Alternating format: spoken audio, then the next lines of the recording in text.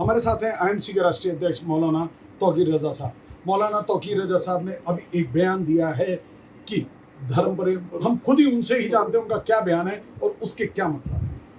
क्या बयान दिया है मौलाना साहब, क्या मतलब? मैंने जो बयान दिया है इसको आप लोग गौर से सुनिए। उसमें पूरी बात वाज़ेह है। मैंने धर्म परिवर्तन की बात नहीं की है। मैंने ये कहा है कि धर्म परिवर्तन करके जो लोग लिव इन में रह रहे हैं, लिव इन को इस्लाम हराम मानता है, बल्कि हिंदुस्तान के तमाम मजहब, कोई मजहब लिव इन को पसंद नहीं करता, हराम ही समझता है।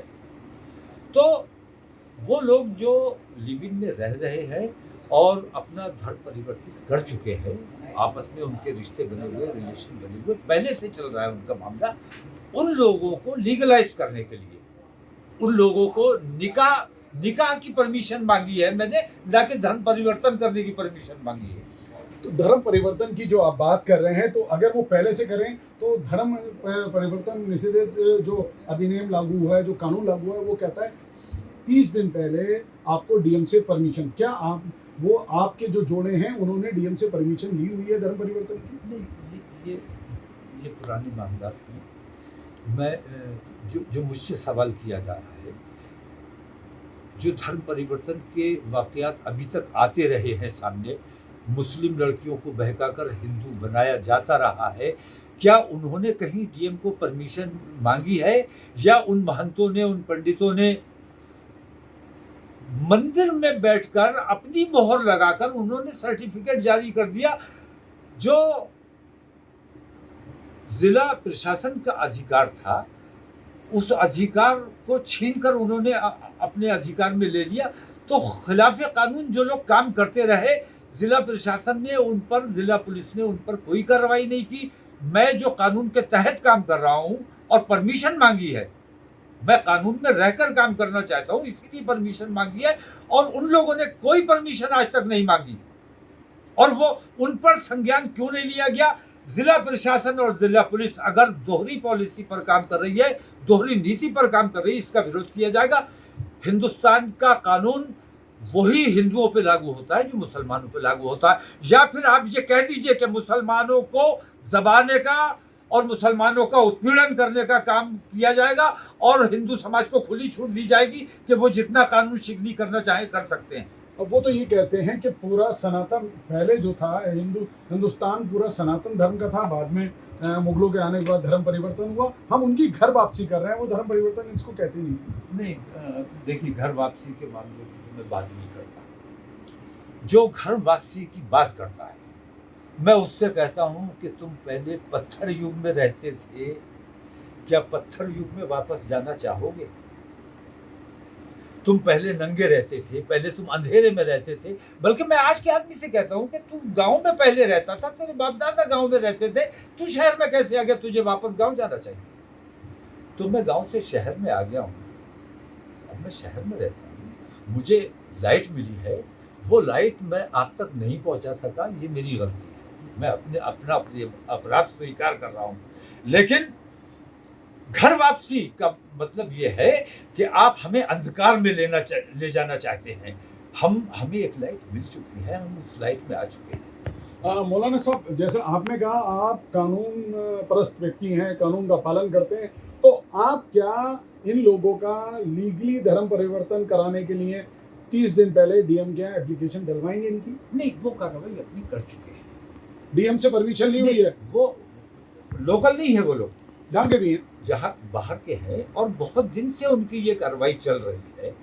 और हमें सबसे ज़्यादा तकलीफ इस बात की है कि वो एक साथ रह रहे हैं, और लड़का लड़की एक साथ बिना शादी किए, बिना फेरे लगाए, बिना मंत्रोच्चारण के, बिना किसी पंडित के, बिना मौलवी के निकाह पढ़ाए अगर एक साथ रहते हैं, तो इसको कोई भी समाज स्वीकार नहीं करता है। इस्लाम धर्म में इसे सख्त मुमानियत है।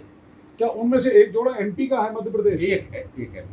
एमपी में भी सिमिलर कानून है धर्म निषेध वाला, और उसमें 60 दिन पहले परमिशन का प्रावधान है। यहाँ उत्तर प्रदेश में 30 दिन पहले परमिशन चाहिए होती है, मध्य प्रदेश में 60 दिन पहले। मैं कहता हूँ कानून 6 महीने पहले का बनाइए, कोई दिक्कत नहीं है। लेकिन कानून सबके लिए बराबर होना चाहिए। एक लड़की मंदिर में जाती है, उसको तुरंत फेरे करा दिए जाते हैं। ये कौन सा कानून है और किस कानून के तहत ये काम होता है, ये हमें वाज़ेह कर दिया जाए, उसके बाद हमसे बात की जाए। आप क्या ये उस जो शादियां हो रही हैं मुस्लिम लड़कियों की हिंदुओं के साथ, उस विषय को रोशनी डालने के लिए सारा चीजें कर रहे हैं, या वाकई आप निकाह कराने वाली बात? नहीं, मैं निकाह ऐसी है कि मैं धर्म परिवर्तन की बात नहीं कर रहा हूँ। वो धर्म परिवर्तन कराते हैं, अगर मैं उनका जवाब देना चाहता तो मैं धर्म परिवर्तन की बात करता।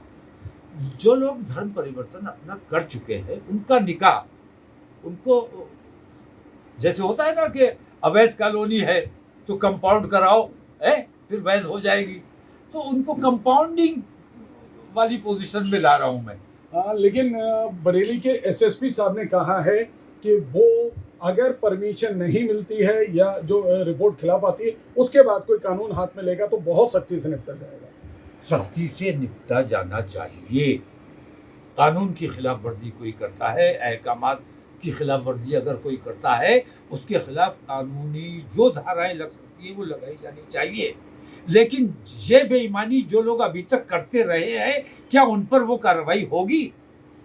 ये निश्चित किया जाए, सुनिश्चित किया जाए कि वो जो बिना परमिशन के आज तक करते रहे हैं, उन पर वो धाराएं लगेंगी कि नहीं लगेंगी। मैं अपनी कॉल वापस लेने को तैयार हूं, लेकिन दोहरा कानून जो चल रहा है मैं इसके खिलाफ हूं। जो कार्रवाई मुझ पर हो सकती है अगर मैं कानून तोड़ता हूं, वो कानून तोड़ चुके हैं, उन पर वो मुकदमा कायम किए जाने चाहिए। एक्चुअली प्रशासन, पहले भी आपने जब आह्वान किए तो हजारों की भीड़ इकट्ठी हो जाती थी, इसलिए प्रशासन को इसकी आशंका है कि इस तरीके की चीज आप करेंगे तो फिर और दिक्कत आएगी लॉ एंड ऑर्डर की। नहीं, मैं प्रशासन को पूरी तरह से ये अवगत कराना चाहता हूँ कि मैं इस कार्यक्रम में भीड़ जमा नहीं करूँगा। 1000-1200 लोग से ज़्यादा को आने की इजाज़त नहीं। इसकी जरूरत क्या है? आप काजी नहीं हैं, आप एक राजनीतिक व्यक्ति हैं, फिर क्या जरूरत है आपको? अच्छा, हमारे बच्चे हरामकारी करते फिरें और हम देखते रहें? हमें अपने बच्चों के मुस्तकबिल को देखना चाहिए या नहीं देखना चाहिए? वो अगर कोई गलत काम कर रहे हैं, उससे हमें रोकना चाहिए कि नहीं रोकना चाहिए? और अगर हम रोकते हैं तो आप कहोगे कि आपको क्या अधिकार है? मैं अगर उन लोगों को रोकने जाऊंगा तो पुलिस मुझे रोकेगी, क्योंकि उन्हें कानूनी अधिकार है धर्म के खिलाफ काम करने का। हिंदू समाज भी अगर उन लोगों को जो लिव इन में रह रहे हैं, उन लोगों को अगर मान्यता देता है तो मैं देने को तैयार हूँ। इस्लाम, हिंदुस्तान का कोई मजहब लिव इन को मानने के लिए तैयार नहीं है, उसको नापसंद किया जाता है। मैं ये कहता हूँ कि हिंदू और मुसलमानों को मुत्तहिद होकर होमोसेक्सुअलिटी का जो मामला चल रहा है, गे और लेस्बियन का जो मामला चल रहा है, या ये कि धर्म परिवर्तन का जो मामला चल रहा है, या ये कि लिव इन का जो मामला चल रहा है, इन तमाम चीज़ों के खिलाफ हिंदू मुसलमान मुत्तहिद होकर एहतजाज करना चाहिए और इन कानूनों को बदलवाया जाना चाहिए। 20 साल पुराना यार है ना? पूछो इनसे, ये जो फिल्मी दुनिया में हुआ तब से मैं परसों रात में, और अगर नहीं उठाए तो कॉल बैक करनी चाहिए। या मैं अननोन हूँ तुम्हारे लिए। रोल। मौलाना तौकीर रजा खां आईएमसी के राष्ट्रीय अध्यक्ष हमारे साथ हैं। उन्होंने एक बयान दिया है जिसको लेकर हंगामा की स्थिति है। मौलाना साहब, क्या बयान दे दिया ये आपने? बयान आपके सामने है। आप अब ये तो आप लोगों पर डिपेंड करता है कि मेरे सही बयान को किस तरह से पेश करना है। अक्सर लोगों ने ये चलाया है कि मैंने धर्म परिवर्तन की बात की है, जबकि धर्म परिवर्तन, मैंने जिन 5 जोड़ों के लिए परमिशन मांगी है निकाह की, वो अपना धर्म परिवर्तन पहले कर चुके हैं और काफ़ी पुराने उनके रिश्ते हैं, लिव इन में रह रहे हैं। लिव इन के मैं खिलाफ हूँ।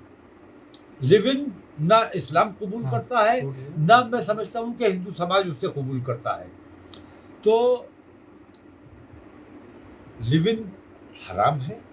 बिना निकाह के या बिना फेरों के जो रिश्ता बना हुआ है, उस रिश्ते को हिंदुस्तान का कोई भी मजहब कबूल करने को तैयार नहीं है। तो उन लोगों ने निकाह तो एक इंडिविजुअल मामला है, व्यक्तिगत मामला है, तो वो लोग कर लेते, निकाह कर लेते। आपको मौलाना साहब इस भूमिका में, क्योंकि काजी वाली में क्यों नहीं, काजी वाली भूमिका नहीं है। सामूहिक विवाह का एक सिस्टम बना हुआ है, हर तमाम लोग करते रहे हैं। ये लोग थोड़े से दिक्कत में हैं, इनके घर वाले भी इनसे नाराज़ हैं और भी दिक्कतें हैं। तो लिव इन में रह के जो हरामकारी हो रही है, हम अपने मुल्क में हरामकारी, बेहयाई, बेशर्मी, बेदर्दी, इन तमाम चीज़ों से अपने मुल्क को बचाना चाहते हैं। हरामकारी के बहुत बुरे असरात मुरतब होते हैं, हमारे समाज पर भी होते हैं, और जहाँ पे हरामकारी हो रही है उस जगह पे भी होते हैं। तो हमारे देश में अगर हरामकारी हो रही है तो उसको कैसे रोका जाए, ये हमारी जिम्मेदारी है। तो ये एक तरह से देश का काम है। मैं हिंदू समाज के खिलाफ काम नहीं कर रहा हूँ। हिंदू समाज के खिलाफ अगर ईमानदारी से देखें तो वो लोग काम कर रहे हैं जो अपने आप को हिंदू समाज का हमदर्द बता रहे हैं। जैसे बरेली की मैं बात करता हूँ, बरेली में किसी मंदिर में 100 से ज़्यादा मुसलमान लड़कियों को हिंदू बनाया गया।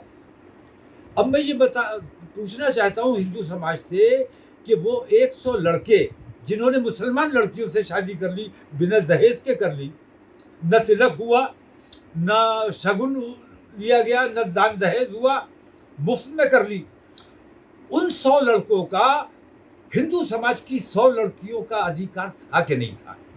तो हिंदू लड़कियों का अधिकार मारने का काम कौन कर रहा है?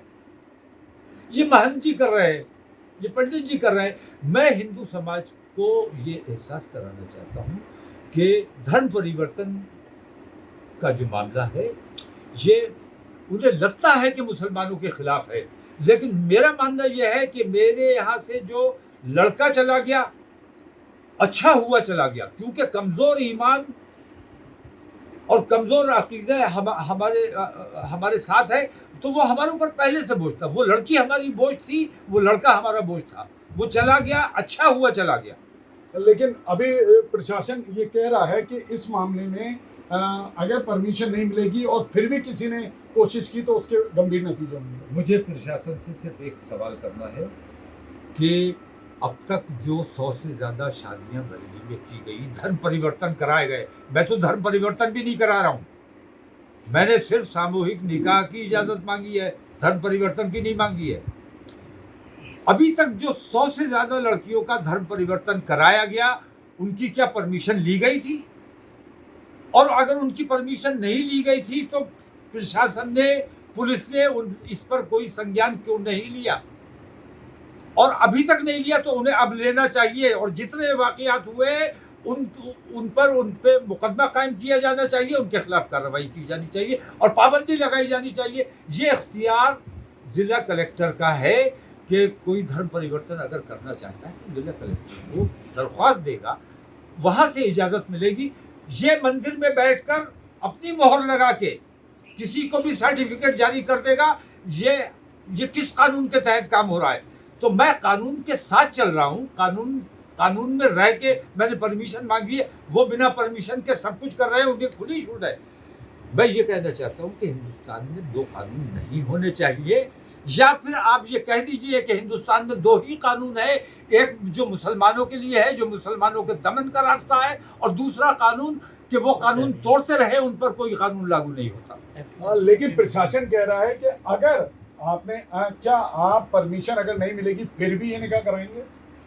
मैं कानून के तहत काम करूँगा। अगर परमिशन नहीं मिली तो कानून में रहकर काम करूंगा। अगर मुझे परमिशन नहीं देते हैं तो परमिशन ना देने की वजह बताइए, और उन्होंने जो काम परमिशन के बगैर किए हैं उन पर मुकदमा कायम कीजिए। मैं अपनी कॉल वापस लेने के लिए